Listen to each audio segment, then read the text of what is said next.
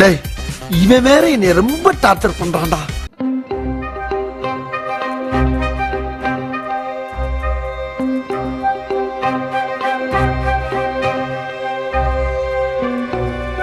ஈவேரா உருட்டுகள் பற்றி ஏற்கனவே 2 வீடியோ போட்டிருப்பேன். 2வது வீடியோ எண்டிங்கில் சொன்ன மாதிரி இந்த வீடியோவில் நாம் ஈவேரா பற்றிய பல தகவல்களை டீட்டெயில்டாக பார்க்க போகிறோம். அந்த டீட்டெயிலிங்கை இப்போ பார்க்கலாம். வணக்கம் மக்களே, நான் உங்கள் வேங்கை, தமிழ் வேங்கை.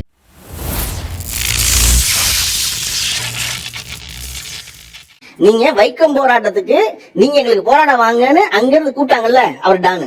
இது ஏதோ காமெடி பீஸ்ரா, ரொம்ப வீக்கா இருக்கான். வைக்கம் போராட்டம் ஈவேரா இல்லைனா நடந்திருக்காது. ஈவேரா தான் இந்த போராட்டத்தை நடத்தியே ஆகணும்னு கேரளத்தில் இருந்த விளிம்பு நிலை மக்கள் கேட்டுக்கிட்டதாக திராவிடர்கள் உருட்டி வச்சிருப்பாங்க. இருக்கிறத இல்லன்னு சொல்லணும், இல்லாத இருக்குன்னு சொல்லணும், அடிச்சு விடணும். அதுக்கு பேர் தான் டுபாகோர். திராவிட இயக்க வரலாறு புத்தகத்துல ரா நெடுஞ்செழியன் என்ன எழுதியிருக்காருன்னு பார்ப்போம். கேரளத்தில் இருந்த வைக்கம் என்ற ஊரில் தீண்டாமை பயங்கரமாக இருந்தது. அதை எதிர்த்து போராட்ட குழு ஒன்று உருவாக்கப்பட்டது. அதில் ஜார்ஜ் ஜோசப், கேசவமேனன், டி.கே. மாதவன், நீலகண்டன் நம்பூதிரி ஆகியோர் இருந்தார்கள். போராட்டம் ஆரம்பித்ததும் 19 தலைவர்களும் கைது செய்யப்பட்டாங்க. கேரள சிறையில் இருந்தபடியே இவங்க தமிழ்நாடு காங்கிரஸ் தலைவராக இருந்த ராமசாமியை வைக்கம் போராட்டத்தை தலைமை ஏற்று நடத்துங்கள், நீங்கள் தலைமை ஏற்றால்தான் கேரளத்துடைய மானமும் எங்களுடைய மானமும் காப்பாற்றப்படும்னு ஜார்ஜ் ஜோசப்பும் நீலகண்டன் நம்பூதிரியும் ஈவேராவுக்கு கடிதம் அனுப்புனாங்கன்னு நெடுஞ்செழியன் எழுதியிருக்காரு. உண்மை என்னன்னா, மானம் காப்பாற்றப்படும், மானம் கப்பலேற்றப்படும்லாம் அவங்க எழுதவே இல்லை. சாதாரணமாக நீங்கள் வந்து போராட்டத்தில் கலந்துக்கங்க அப்படின்னு தான் சொல்லியிருக்காங்க. நோய் என்ன நீ பைத்தியக்காரனவே நினைச்சிருக்கிறல்ல நீ. மறுநாளே ஈவேரா வைக்கத்துக்கு வந்து ஈழவ தீண்டத்தகாத மக்களை ஒன்று சேர்த்து வைக்கம் வீதியில் நடக்க ஆரம்பித்ததும் உடனே அவரையும் அவர் கூட இருந்தவங்களையும் கைது பண்ணி சிறையில் அடைச்சிட்டாங்கன்னு அவர் எழுதி வச்சிருக்காரு. இதுக்கடுத்து நாகமையும் கண்ணம்மாள் போன்ற பெண்கள் அடுத்த நாள் போராட்டம் பண்ண ஆரம்பிச்சாங்க. அப்ப அவங்களையும் கைது பண்ணாங்க. 1 மாசம் கழிச்சு ஈவேராவை விடுதலை பண்ணாங்க. மறுபடியும் வைக்கம்ல போராட்டம் நடக்கிற இடத்துக்கு போனதால ஈவேராவை மறுபடியும் 30 நாள் சிறையில் வச்சாங்க. 1925ஆம் ஆண்டு காந்தி திருவிதாங்கூர் அரசரிடமும் அரசியிடமும் பேசினதால அவங்க இனி தீண்டாமை கருதாமல் வைக்கம் கோயிலை சுற்றியுள்ள தெருக்களில் யார் வேண்டுமானாலும் நடக்கலாம்னு ஆணைய பிறப்பிச்சாங்க. இதுதான் மக்களே நடந்த வரலாறு. வைக்கம் போராட்டம் நடந்து 60 வருஷம் கழிச்சு 1985ஆம் ஆண்டு துக்ளக் இதழில் வைக்கம் சத்தியாகிரகம் சில உண்மைகள்னு கட்டுரை வெளிவந்ததும் திராவிடர் கழகத்தோட பொதுச் செயலாளர் வீரமணி மறுப்பு தெரிவிச்சு காங்கிரஸ் வரலாறு மறைக்கப்படும் உண்மைகளும் கரைபடிந்த அத்தியாயங்களும்னு ஒரு புத்தகம் எழுதினாரு. அதுல ஈவேரா இல்லைன்னா வைக்கம் போராட்டமே நடந்திருக்காதுன்ற அளவுக்கு ஏகப்பட்ட கதைகளை அதுல உருட்டி வச்சிருக்காரு. 100 வருடங்களுக்கு பிறகு வரப்போகும் மடையர்களுக்கு நான் எப்படி இருந்தேன் என்று தெரியவா போகிறது? உண்மையிலேயே ஈவேராவுக்கும் வைக்கம் போராட்டத்துக்கும் என்ன சம்பந்தம்னு இனி நாம பார்க்கலாம். சி. ஐயாமுத்து எழுதிய எனது நினைவுகள் நூலில் நானும் நாயக்கரும் மோட்டார் பைக்ல திருவிதாங்கூர் முழுசா பிரயாணம் பண்ணோம். நாயக்கர் கையில எப்பவுமே பாரதியாரின் பாட்டு புத்தகம் இருந்துட்டே இருக்கும். பைக்ல போயிட்டு இருக்கும் போதே அவர் வாழ்க செந்தமிழ், வந்தே மாதரம், கண்ணன் பாட்டு, குயில் பாட்டுன்னு அவர் உறக்க பாடிட்டே வருவார்னு குறிப்பிட்டிருக்காரு. ராமசாமி வந்தானா?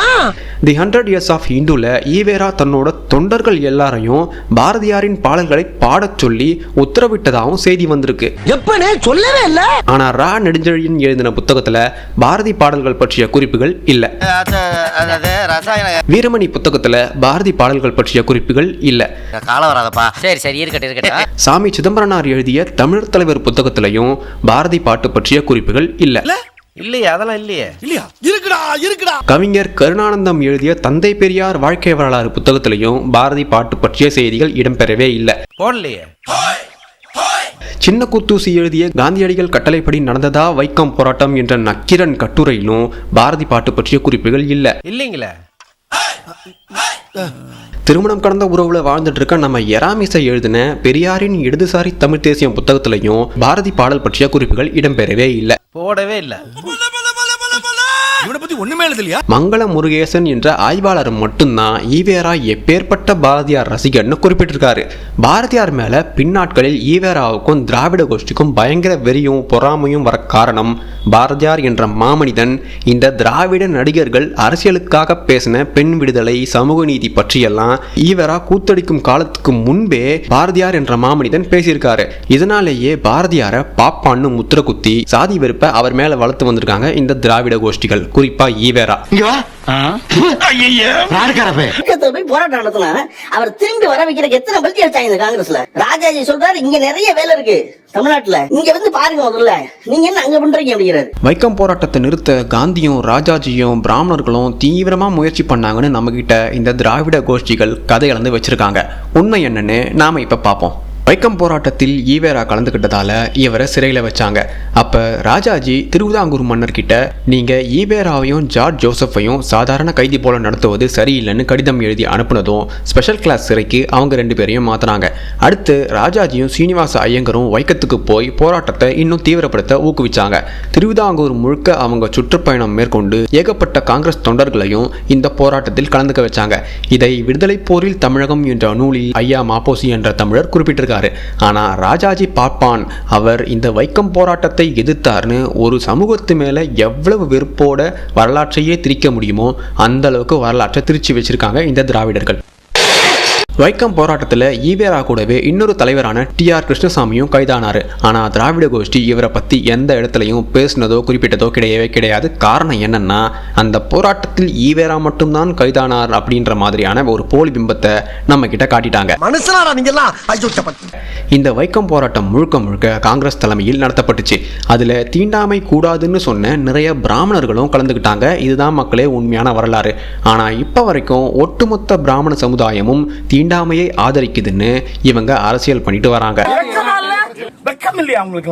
வைக்கம் போராட்டம் பற்றி தேசபக்தர் நெல்லை ஜெபமணி துக்ளக்ல 1985ஆம் ஆண்டு கட்டுரை ஒன்று வெளியிடுறாரு. அதுல வைக்கம் போராட்டம் முடிஞ்சதும் அடுத்த ஆண்டு காங்கிரஸில் இருந்து விலகினார் ஈவேரா. அப்படி விலகியதும் சென்னையில் மந்திரி சபை அமைத்திருந்த தென்னிந்திய நில உரிமை சங்கத்தோடு அவர் சேர்ந்து கொண்டார்.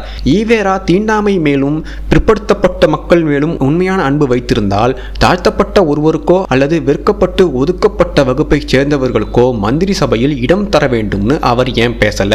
தீண்டாமை ஒழிப்பை ஏன் இவர் சட்டமாக்க கூட முன்வரலன்னு ஈவேரா கிட்ட இவர் கேள்வி எழுப்பினாரு. ஆனா அதற்கான பதில் இன்னி வரைக்கும் யாருமே சொல்லவே இல்லை. சொல்லுங்க.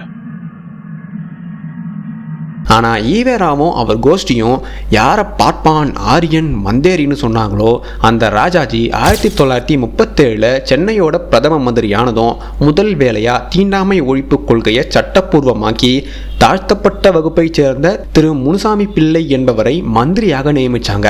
ஆனால் நாமெல்லாம் ராஜாஜியை என்ன நினைச்சிட்டு இருக்கோம்? பிராமண அரக்கன் கொடூரமானவன்னு நினைச்சிட்டு இருக்கோம். உண்மையிலேயே யார் கொடூரமானவன்னு இப்போ புரியுதா உங்களுக்கு தமிழ் மக்களே? உண்மையாவே யார் ஒரிஜினல் ஆரியன்னு இந்த நிகழ்வுக்கு அப்புறமும் உங்களுக்கு தெரியலன்னா தமிழ் இனத்தை கண்டிப்பாக காப்பாற்றவே முடியாது. இவங்களுடைய அரசியல் வரலாறு தெரிஞ்சுக்கிட்டீங்கன்னா ஆரியமும் ஆரியர்களும் வடுக இனத்தவர்களேன்னு உங்களுக்கு நல்லாவே புரியும். சிவா நடந்த பள்ளிக்கூடத்துல பிராமண பிள்ளைகளுக்கு தனி சாப்பாடு, மத்த பிள்ளைகளுக்கு தனி சாப்பாடு. படிச்சுக்கிட்ட போய் ஓமந்தூர் ராமசாமி சொல்றான் சாப்பாடு போடுறாங்க. அந்த ஊசி போற ஜோக்கெல்லாம் அப்புறம் அடிச்சுக்கலாம் சார். இந்த குருகுலம் சாப்பாடு விஷயம் வந்து கொஞ்சம் பெரிய டாபிக். அதை பற்றி நம்ம தனியாகவே வீடியோ போடலாம். அதில் இன்னும் நிறைய தகவல்கள், அந்த காலத்தில் தமிழ்நாடு எப்படி இருந்தது பற்றிய தகவல்களை நாம் அதில் தெரிஞ்சுக்கலாம். ஈவேரா எப்பவும் போல வெளிவேஷத்துக்காக சாதி ஒழியணும்னு காங்கிரஸில் இருந்தப்போ நடித்தார். ஆனால் இதை காங்கிரஸில் இருந்த பிராமணர்கள் ஏற்றுக்கல. காங்கிரஸ் பயங்கரமா காந்தி பெரியார் கிட்ட எப்ப பயதான் நினைக்கிறீங்க? கள்ளுக்கடை கூடாதுன்னு சொல்றாரு காந்தி. சொன்ன உடனே பெரியார் ஒருத்தர் தான் சொந்தமா வச்சிருந்த 5000 மரத்தை வெட்டுறாரு ராஜ்யா. அவருடைய வேகத்தை கண்டுதான் காங்கிரஸ் பயந்து. சாதியை ஒழியணும்னு நினைச்ச ஈவேரா நல்ல மனுஷனா இருந்திருந்தா என்ன பண்ணிருக்கணும்? ஏற்றத்தாழ்வு கருதாத கட்சியை உருவாக்கி இருக்கணும். இல்லைன்னா அப்படி ஒரு கட்சியில இவர் போய் சேர்ந்திருக்கணும். அதானே உலக வழக்கம். ஆனா இவர் முதலாளித்துவம் மற்றும் வெள்ளையனுக்கு ஜால்ரா போடுற ஏழைகளுக்கும் பிற்படுத்தப்பட்ட மக்களுக்கும் எதிராகவே இருந்த நீதி கட்சியில போய் தஞ்சம் புகுந்தாரு. இதுக்கு பருத்தி மூட்டை பேசாம குடோன்ல இருக்கலாமே. நீதி கட்சிக்கு போய் தன்னுடைய தீண்டாமை ஒழிப்பு பற்றியும் சமதர்ம கொள்கையை பற்றியும் எழுதி தீர்மானம் போட சொல்றாரு. ஆனா நீதி கட்சி பணக்காரர்களின் தலைமையில் பணக்காரர்களுக்கு மட்டுமே இயங்கும் கட்சியா இருந்துச்சு. அது இவருடைய தீர்மானத்தை தூக்கி குப்பையில போட்டுடுச்சு. அது ஒண்ணு இல்ல, இதனால கோபப்பட்டு நீதி கட்சியிலிருந்து விலகியிருப்பாருன்னு நீங்க நினைப்பீங்க. நீங்க மட்டும் இல்லை, அப்ப அவர் கூட இருந்த எல்லாருமே அப்படிதான் நினைச்சாங்க. ஆனா தன்னோட கொள்கையை அப்படியே மூட்டை கட்டி வச்சுட்டு இவர் சுத்த ஆரம்பிச்சிட்டாரு. இந்த விஷயம் தெரிஞ்சதும் ஈவேராவை சிங்காரவேலர் கழுவி ஊத்துனாரு. ஈவேராவின் இந்த செயல் கோழைத்தனம்னு சொல்லிட்டு தோழர் ஜீவாவும் ராகவனும் நீலாவதியும் வல்லத்தரசும் ஈவேரா கிட்ட இருந்து விலகி சுயமரியாதை சமதர்ம கழகம்னு தனிக்கழகத்தை ஆரம்பிச்சாங்க. காங்கிரஸ் கள்ளுக்கடையை ஒழிக்கணும்னு பேசிட்டு இருக்கும் போதே ஈவேரா இன்ஸ்டாகிராம் ரீல்ஸ் மன்னன் திவாகர் மாதிரி காங்கிரசின் கவனம் இவர் பக்கம் திரும்பணும்னு 5000 மரத்தையும் வெட்டி தள்ளினாரு. இதை பார்த்த காந்தி பயப்பட்டாரு, உண்மையாவே பயப்பட்டாரு. ஏன்னா இவ்வளவு பெரிய முட்டாள்தனத்தை ஒருத்தனால செய்ய முடியுதுன்னா அவனுடைய மனநிலை சரியா இருக்க வாய்ப்பே இல்லைன்னு அந்த விதத்துல பயந்தாரு. கருப்பழனியப்பன் சொன்ன மாதிரிலாம் அவர் பயப்படவே இல்லை. எனக்கு ஒரு மாதிரியாத்தான் இருக்கும். ராஜாஜி சொல்றாரு இங்க நிறைய வேலை இருக்கு தமிழ்நாட்டுல, இங்க வந்து பாருங்க முதல்ல, நீங்க என்ன அங்க பண்றீங்க அப்படிங்கிறாரு. யாகம் நடத்துனாங்க, யாரு பெரியார் செத்து போகணும்னு. அந்த யாகத்தின் விளைவாக யார் செத்தா அப்படின்னா திருவிதாங்கூர் மகாராஜா செத்து. ராஜாஜி தான் திருவிதாங்கூர் மன்னருக்கு கடிதம் எழுதினாரு. அதுவும் போராட்டத்தை தடுக்க இல்ல, ஈவேராவை நல்ல வசதியோட பாத்துக்க சொல்லி தான் அவர் கடிதம் எழுதி அனுப்புனாரு. ஆனா இந்த கருவாயன் இஷ்டத்துக்கு உட்காந்து உருட்டிட்டு இருக்காரு. ஈவேரா சாகணும்னு யாகம் நடத்தினாங்கன்னு சொல்றதெல்லாம் பியோர் திராவிட பொய்கள். அது பற்றிய குறிப்புகள் வரலாற்றுல கிடையவே கிடையாது. அவன் போய் சொல்றான், அவன் போய் சொல்றான். இது மாதிரியான நிகழ்வு வரலாற்றுல நடக்கவே இல்லை. கருவாயன் இஷ்டத்துக்கு மைக்கும் மேடையும் கிடைச்சிடுச்சுன்னு போய் பேசிட்டு இருக்காப்ல. கோயிலுக்குள்ள போராட்டம் நடத்துவீங்க, கண்டிப்பா நடத்துவேன். இது அனுமதிங்க, ஊருக்கு போயிட்டு அடுத்த வாரம் வந்து அந்த போராட்டத்தை அறிவிக்கிறேன். இடத்துல பெரியார சமாதானப்படுத்தி அனுப்பி வச்சாங்க காந்தி தலைமையில. சார் என்ன தேடுறீங்க? இல்ல இந்த காமெடி எங்க இருந்து வருதுன்னு தெரியும். அதாவது வாழ்நாள் முழுமைக்கும் வேலை பார்த்துக்கிட்டே இருந்த ஒருத்தன் சக மனிதனை மதிப்பதை சொல்லாம செஞ்சு காட்டார் பாருங்க. வாழ்க்கையில எல்லாரும் தெரிந்து கொள்ள வேண்டியது அவருடைய பண்பு. என்னென்ன சொல்றான் பாருங்க. ஷானவாஸ் ஷாலினி ஒண்ணா? ஷானவாஸ் கிரேட்டான ரொம்ப கிரேட் இல்ல. ஷானவாஸ் பேசுவார் அப்படின்னா மனுஷன் பார்த்த உடனே பிரச்சனை இருக்கானா இல்லன்னு கண்டுபிடிக்கிறாள் ஷாலினி. பைத்தியக்காரங்க எப்படி பூட்டி வைங்க, உள்ள பூட்டி வைங்க சார். நீங்க வெளிய விடாதீங்க, பப்ளிக் ரொம்ப டிஸ்டர்பன்ஸா இருப்பாங்க. பெரியார் தன் சொந்த காசுல வார்டு கட்டி கொடுத்திருக்காரு, இன்னொருத்தர் கூட கட்டி கொடுத்திருப்பாரா இருக்கும். என்னடி சொல்றேன்? பெண்கள் சகமானவர்கள், அவங்களுக்கு ஈக்குவலா எல்லாம் கிடைக்கணும், அவங்களுக்கு எல்லா விதத்திலயும் அவங்க எங்களுக்கு ஈக்குவல்னு சொல்றதுக்கு ஒரு தலைவர் கிடையாது. இந்த மூஞ்சிக்கு ஈவேரா தன்னுடைய சுய லாபத்திற்காக அரசியலுக்கு வருவதற்கு முன்பே ஈவேராவுக்கு அரசியல்லாம் என்னன்னு தெரியறதுக்கு முன்னாடியே பாரதியார் என்ற மாமனிதன் பெண்களுக்காக குரல் கொடுத்தவர். அவர் அளவுக்கு பெண்களுக்காக வெளிப்படையா பேசின ஆள் வேற எவனுமே கிடையாது அந்த காலத்துல. ஈவேராலாம் பாரதியார் முன்னாடி ஒரு ஆளே கிடையாது மக்களே. இதுதான் 100% ஃபேக்ட். இதை ஏத்துக்க முடியாததால தான் வடுகை இனம் பாரதியாரை பாப்பான்னு சொல்லி இன்னி வரைக்குமே அவரை அவமதிச்சுட்டு வராங்க. இது இந்த திராவிட மண்டலம் குன்றிய பிறவிக்கும் நல்லாவே தெரியும். ஆனா வழக்கம் போல போய் பேசிட்டு சுத்துறாங்க.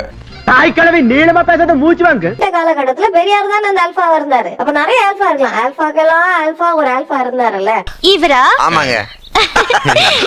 ஏன்னா அவரு பெரிய மைனர் வேற.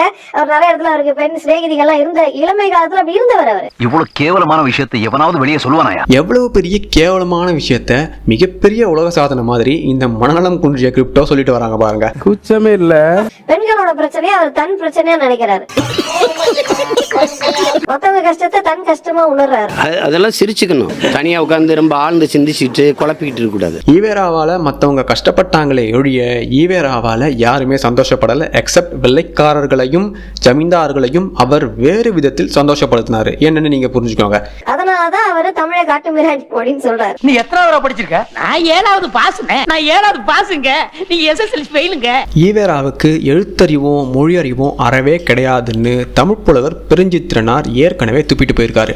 மொழியறிவே இல்லாத ஒருத்தர் தமிழ் மொழியை ஆபாசமா பேசிட்டு போயிருக்காரு. அதையும் கேட்டுட்டு அவரை அறிவாளின்னு தமிழ்நாட்டு பிறவிகள் சிலர் இன்னி வரைக்குமே கொண்டாடிட்டு வராங்க.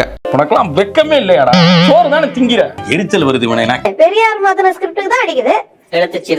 மரியாதை கேட்டுக்கோ தெரிஞ்சுக்கோ. உனக்கு விட்டா வாரா பேசிட்டு போயிட்டு இருக்க.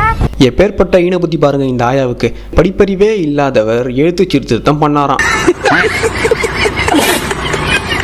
தமிழ் எழுத்துக்களை மாற்றி வடிவமைத்தோன் வேணா நாம சொல்லிக்கலாம். சீர்திருத்தம் பண்ற அளவுக்கெல்லாம் இந்த உலகத்திலேயே பண்டைய கால தமிழர்கள் தவிர வேற யாருக்கும் அறிவும் அருகதையும் ஞானமும் கிடையவே கிடையாது. ஈவேரெல்லாம் படிப்பறிவே இல்லாத பணக்கார குடும்பத்தில் பிறந்த ஒழுக்கம் நாணயம் பண்பாடு உடல் சுத்தம் நாவடக்கம் வாக்கு சுத்தம்னு மனிதனுக்கு உண்டான அடிப்படை நற்பண்புகள் எதுவுமே இல்லாத பிறவிதான் இந்த ஈவேரா. திருமணத்தை நோக்கியும் சில பேரை கேள்வி எழுப்புறாங்க. சார் அது சும்மா பொறாமையில சொல்றாங்க சார். ஈவேரா ஈவேராவோட 2வது திருமணம் பத்தி கேட்டதும் அது பற்றி எதுவுமே பேசாம வேற பக்கம் போயிட்டாரு பாருங்க நம்ம கருவாயன். நீ வாங்குற இந்த 10-5 பிச்சைக்கு இது தேவைதானா? ஆக மொத்தம் வடுக பிராமணர்களும் வடுக கிரிப்டோக்களும் வடுக பச்சை சங்கிகளும் சேர்ந்து தமிழர்களை ஆரியம் பார்ப்பனியம்னு நல்லா ஏமாத்திட்டு வராங்க. ஆனா இது தமிழ்நாட்டு தற்குறிகளுக்கு இன்னுமே புரியல. குறிப்பா தமிழ் தேசியம் பேசுறவங்களும் இன்னுமே ஆரியம் ஆரியம்னு இவங்களுக்கு வலு சேர்த்துட்டு வராங்க. ரசிகர்கள் சாப்பாடு போடுவேன் பாரு, இதுவரையும் போடல. தமிழ்நாட்டு மக்களுக்கு ஏதாவது செய்வேன் பாரு, இதை செய்யல. ரஜினி தமிழர்களுக்கு ஒண்ணுமே பண்ணல. சரி, ஈவேரா மட்டும் என்ன பண்ணாரு? தமிழர்களுக்கு அவரும் ஒன்றும் பண்ணவே இல்லையே. உன்ன மாதிரியான தற்குறிகளை உருவாக்கிட்டு போனதுதான் ஈவேரா பண்ண மிகப்பெரிய சாதனை. எம்ஜிஆர் யாரு சார்? திராவிட ஆட்சி இல்லையா? எம்ஜிஆர் திராவிட ஆட்சியை தந்தாராம். எத்தனை வருஷம் ஈவேரா ரசிகர்களை கூப்புல உட்கார வச்சாருன்னு படிடா ஆடு அமீர். பேசாதடா, படிக்காத தற்குறிப்பில்லை. நீங்க உங்க வாழ்நாள் ஆளுஷாரம் நம்பி இன்னைக்கு ஆர்எஸ்எஸ்ல கூப்பிடுவாங்களா? அமீரை கூப்பிடுவாங்களா? பச்சை சங்கிகளை எப்படிடா ஆர்எஸ்எஸ் கூப்பிடுவாங்க? இந்த தீவிர மதவெறி பச்சை சங்கிகள் ஆர்எஸ்எஸ் ஏத்துப்பாங்களா? ஃபர்ஸ்ட் முதல்ல அதை நீ கேட்டியா? அதை கேட்காம ஆர்எஸ்எஸ் இவங்களை ஏத்துக்கணுமா? என்ன ஒரு புத்திசாலித்தனம் சார். இங்க பாஜக ஒரு கட்சி இருக்கவே கூடாது அப்படின்னு நம்ம சொல்லல. பெரியாரை எதிர்க்கவே கூடாது அப்படின்னு சொல்லல. எந்த கருத்தின் அடிப்படையில சங்கிகள் அம்பேத்கரை ஏற்கிறார்கள், எந்த கருத்தின் அடிப்படையில பெரியாரை எதிர்க்கிறார்கள் சொல்லுங்க. அவன் நிறுத்துற, அந்த லூசுக்கு மட்டும் வந்துட்டே இருக்கான், நிறுத்துற அவனை. தன்னோட மதவெறியை இந்த ஆடு அமீர் எப்படி வெளிப்படுத்துறான் பாருங்க மக்களே. சங்கிக்கலாம் இவனை இது மாதிரி யாராவது சொன்னா இந்நேரம் குய்யோ மூரோன்னு ஒப்பாரி வச்சு ஐயோ சிறுபான்மையினரை இப்படி பேசுகிறார்கள்னு இந்த கஞ்சா குடிக்கி கத்திருப்பான். போதை மருந்து விற்கிற நாய் இது. என்ன செல்வம் இதுக்கெல்லாம் டென்ஷன் ஆயிட்டு? அதே அம்பேத்கர் தான் இஸ்லாமியர்கள் ஒருபோதும் இந்தியனாக தன்னை நினைக்க மாட்டார்கள்னு சொல்லியிருக்காரு. ஈவேரா பாப்பானுக்கு பயந்து இஸ்லாமியர்களை உள்ளே விட்டு விட்டோம்னு சொல்லியிருக்காரு. இதுக்கு இந்த ஆடு அமீர் என்ன சொல்லுவான்?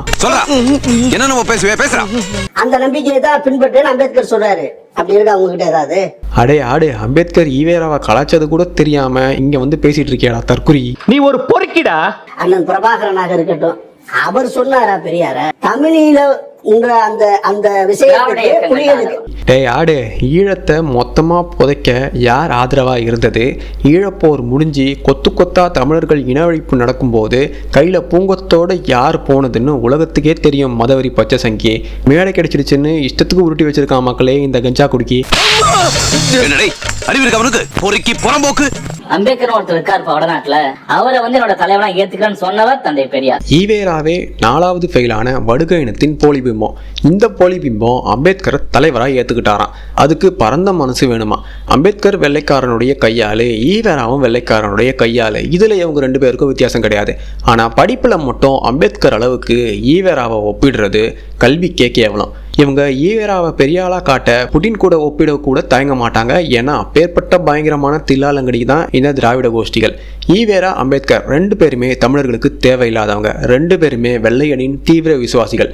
முழுக்க முழுக்க வெள்ளையனுடைய ஐடியாலஜியை இந்தியர்கள் மீது திணிச்சு இன்னை வரைக்கும் பாகுபாடுகளோடு சண்டைகளோடு இந்தியர்கள் வாழ இவங்கள மாதிரியான சுயநலத்திற்காக செயல்பட்ட ஆட்கள் தான் காரணம். ஈவேராவுடைய திருமணம் பற்றி அடுத்த பாகத்தில் நாம பார்க்கலாம். And then stick with me on my social media handles. Arigato மக்களே. That's all folks.